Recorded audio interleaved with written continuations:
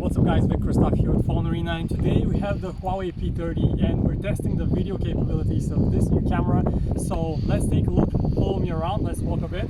So this is a quick test of the video stabilization. The phone is handheld and we're recording in 4K video resolution. Next up we'll test the zoom functionality, and this phone has a 3x telephoto camera. So let's tap on the 3 times zoom button and then let's zoom all the way in, continue zooming with the digital zoom. So let's just zoom in to the maximum level and then zoom back out to the regular viewing distance.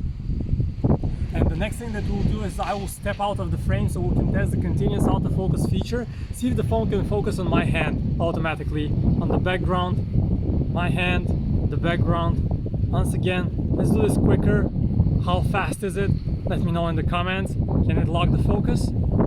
One more time. Okay guys, this was a quick test of the camera on the Huawei P30. Thanks for watching.